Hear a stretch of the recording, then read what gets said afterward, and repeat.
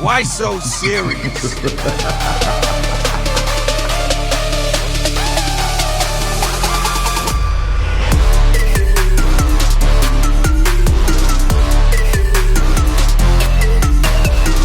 السلام عليكم ورحمة الله وبركاته. أعزائي المتابعين، سؤال بيتعلق بارتباط القانون المدني بالقانون الجنائي في بعض الحالات. يعني النهاردة بنقول هو القانون المدني مقيد أو ملزم بالقانون الجنائي، ولا ده تيار وده تيار مختلف تاني؟ النهاردة هنوضح حجية القانون الجنائي في مواجهة القانون المدني.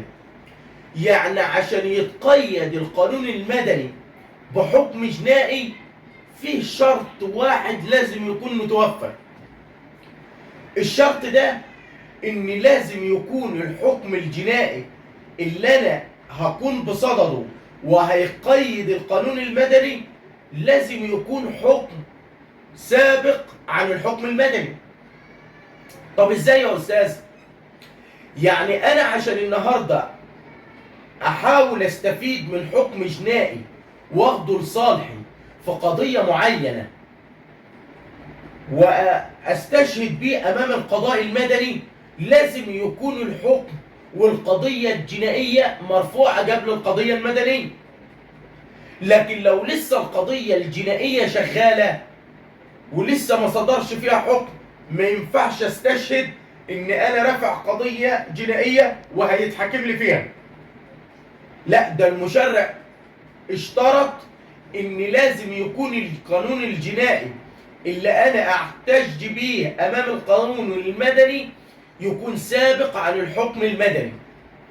ودي كانت من الحاجات اللي احنا عايزين نلمسها، لان النهارده اوقات كتيره بتواجهنا ان تبقى في قضيه مدنيه ومفصول قبل كده فيها بحكم جنائي، او يبقى واحد واخد حكم جنائي في قضيه معينه والخصم يرفع عليه دعوه مدنيه، فهو محتاج يستفيد من الحكم الجنائي ده اللي معاه.